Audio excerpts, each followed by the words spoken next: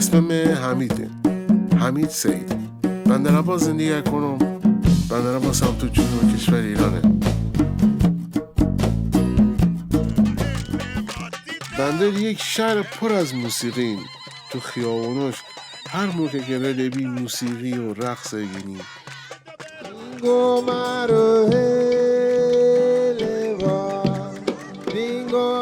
من آفریقایی تبار هستم، معروفم به دینگو مرو. دینگو مرو یه باد وحشی که از آفریقا مونده.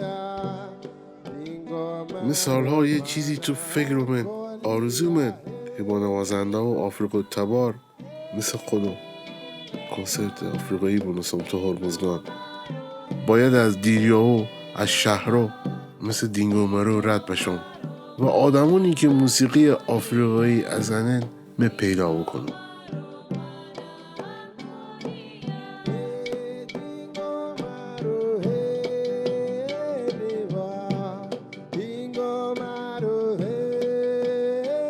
استدلال ما برای اینه موسیقی بندری اصلا هیچ رابطه با آفریقا میشه واقعیه یا نه؟ اول گفتم اگه دوباره بخوای این کارو شروع کنی بعد دوباره من خط بکشی.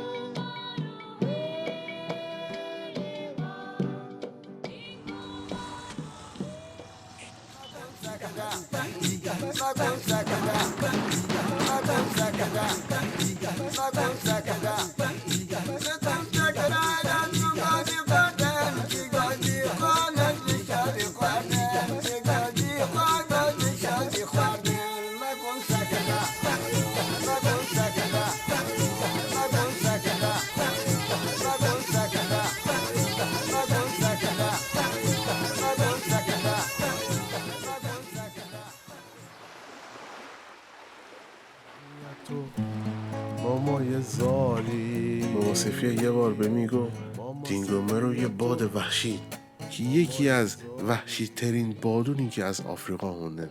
اگر تو جون آدمی برید او آدم همراه خودی و هر جا که دوستیشه برد. تو گوزی زار به خاطری که بتونن به دینگو مرو اسیر بکنن به او آدم با زنجیر بندن تا هیچ جا نریده و به خاطرش روزها ساز زنن تا دینگو مرو از تو جون آدم در بیاد.